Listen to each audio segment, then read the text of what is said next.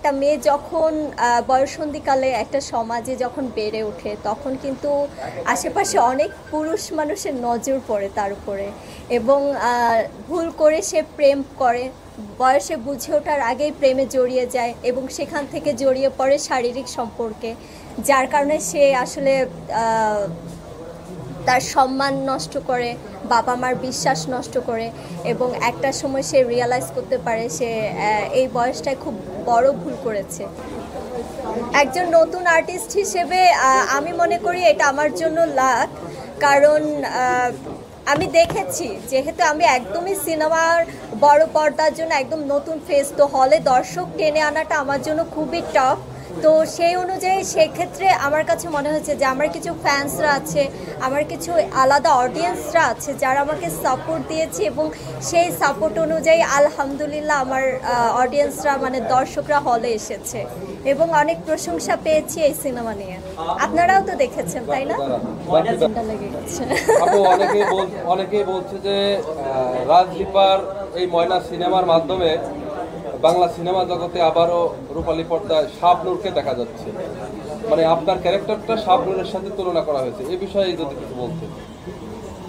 কথাটা শুনে ভালো লাগলো। দেখুন শাবনূর আপু she is a star, superstar, তো তার সাথে আসলে তুলনা করাটা আসলে আমি মনে করব যে আমি নিজেকে আমি তাকে ছোট করছি। শাবনূর আপুকে আমরা সবাই ফলো করি, আমি কিন্তু ছোটবেলা থেকে শাবনূর আপুর অভিনয় দেখে কিন্তু বড় হয়েছে এবং মনের মধ্যে স্বপ্ন গেঁথেছি যে আমি সিনেমার নায়িকা হব। তো শাবনূর আপুর ক্যারেক্টারটা প্লে করতে গেলে আসলে নিজের একটা যোগ্যতা নিতে হবে, যেই যোগ্যতাটা অ্যাক্টিংয়ের উপর ডিপেন্ড করে।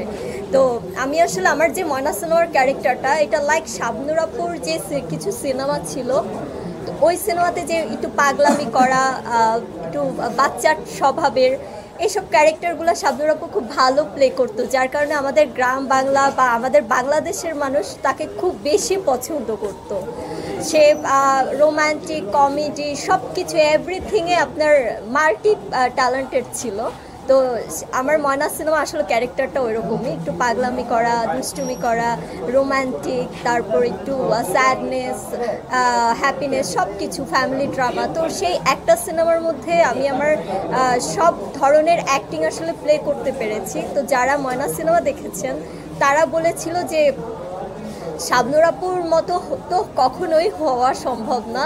তারা বলেছিল যে না, রাজীবা যেটা করেছে একটু ট্রাই করেছে, তো মনে হচ্ছিল যে আমরা ওই যে শাবনূর আপুর সেই দুষ্টু মিষ্টি যেই অভিনয়গুলো সেগুলো আমরা দেখতে পেরেছি। তো এইটা আমার জন্য অনেক বিশাল অ্যাচিভমেন্ট। তো আমি মনে করি যে ন্যাচারাল অ্যাক্টিংটা আমি আপনাদের সামনে প্রেজেন্ট করতে পেরেছি, যেখানে আমার কোনো ফেক কোনো কিছু আপনারা পাবেন না। তো আশা করি ময়না সিনেমা হলে চলছে, আপনারা সবাই এখনো সময় আছে, রোজার আগে আগে আমার ময়না সিনেমাটা দেখে নেবেন। ক্যারেক্টারটা আমার কাছে অনেক চ্যালেঞ্জিং ছিল, তবে আমি মেয়েটাই কিন্তু এমন, হ্যাঁ, একটু দুষ্টু, একটু ফাজিল, একটু বদমেজাজি, যেটা আমার সিনেমার ক্যারেক্টারে দেখা যাবে। তো সেক্ষেত্রে আমার কাছে একটু ব্যাপারটা ইজি হয়ে যায়। তবে এই সিনেমার স্ক্রিপ্ট যদি আমি 2-3 মাস আগে পেতাম তাহলে আমার কাছে মনে হয় যে আমি একদম ফাটি অ্যাক্টিং করতে পারতাম, যেহেতু স্ক্রিপ্টটা হ্যাঁ, কারণ রোজার মধ্যে আমাদের সিনেমা হল বন্ধ হয়ে যাবে এবং আমরা সিনেমাটা উঠিয়ে ফেলবো রোজার আগে। রোজার মধ্যে তো সিনেমা হলে সিনেমা চালানোটা ঠিক হবে না, যার কারণে রোজার আগে আপনারা সিনেমা হলে এসে সিনেমা দেখবেন। অ্যাকচুয়ালি আমাদের জীবনে আমার যে ময়না সিনেমা, এটা বাংলাদেশের 70-80% মেয়েদের জীবনের লাইফ স্টোরির সাথে মিলে যায়। বয়ঃসন্ধিকালের যে মানে সময়টা হয় মেয়েদের, বিশেষ করে তারা অনেক সময় ভুল পথে চলে যায় এবং আমি বিশেষ অনেক ইন্টারভিউতেই বলেছিলাম, যেটা এক কথায় নর্মালি যেটা বললে যে যৌবনের যে বয়সটা, এটা ইজিলি বলে ফেললাম, কারণ আমাকে আমার সিনেমার স্টোরি অনুযায়ী সবাইকে বুঝাতে হলে আমার এই শব্দটা ইউজ করতে হবে। সমাজের সব কথা আসলে লজ্জা পেয়ে লাভ নেই, কিছু কিছু কথা আসলে বলতে হয় আমার সিনেমার গল্প অনুযায়ী। তো ওই পরিস্থিতি একটা মেয়ে যখন বয়ঃসন্ধিকালে একটা সমাজে যখন বেড়ে ওঠে তখন কিন্তু আশেপাশে অনেক পুরুষ মানুষের নজর পড়ে তার উপরে এবং ভুল করে সে প্রেম করে, বয়সে বুঝে ওঠার আগেই প্রেমে জড়িয়ে যায় এবং সেখান থেকে জড়িয়ে পড়ে শারীরিক সম্পর্কে, যার কারণে সে আসলে তার সম্মান নষ্ট করে, বাবা মার বিশ্বাস নষ্ট করে এবং একটা সময় সে রিয়ালাইজ করতে পারে সে এই বয়সটায় খুব বড় ভুল করেছে। যেই ভুলগুলো আমরা সবাই করি প্রতিনিয়ত, এটা নতুন কিছু না। তো আসলে এটার উপরেই গল্প যে এই সমাজের এই মেয়েরা তারা যেন ভুল করে ডিপ্রেশনে না চলে যায়, সুইসাইড না করে, তার জন্য বাবা মায়ের সতর্ক থাকতে হবে, পাড়া প্রতিবেশীদের সতর্ক থাকতে হবে, ভাই বন্ধুদের সতর্ক থাকতে হবে।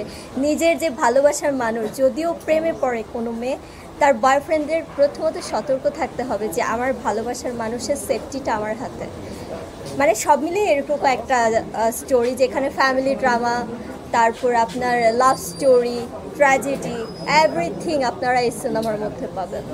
আপু প্রেমের কথা বললেন, আসলে রাজীবা প্রথম কবে প্রেমে পড়েছিল? আমি প্রেমে বারবার পড়ি। প্রথম কখন পড়েছিলেন? প্রথম যেটা প্রেমে পড়িনি, ভালো লেগেছিল, বাট সিরিয়াসভাবে আমি প্রেমে পড়েছিলাম ক্লাস 8-এ যখন, মানে বয়ঃসন্ধিকালে বয়সের যে ভুলটা সেটাই কিন্তু করেছি।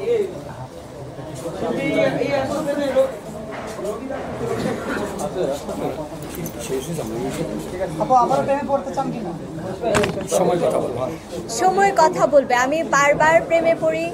আমি ভালোবাসা মানুষের প্রেমে পড়তে কার না ভালো লাগে? আপনারা সবাই প্রেম করছেন, সবাই প্রেমে পড়ছেন, আমি কেন পড়বো না? আমি তো মানুষ, রোবট না, তাই না? আমারও ইমোশন আছে, আমার মাঝেও প্রেম আছে, আমার মাঝে ভালোবাসা আছে, আরো বেশি আছে। আমি প্রেমে পড়ি। আপনি প্রশ্ন করেছেন? না না, আমি সিঙ্গেল না, আমার বয়ফ্রেন্ড আছে। হ্যাঁ, এটা বলা যাবে না, সিক্রেট, টপ সিক্রেট।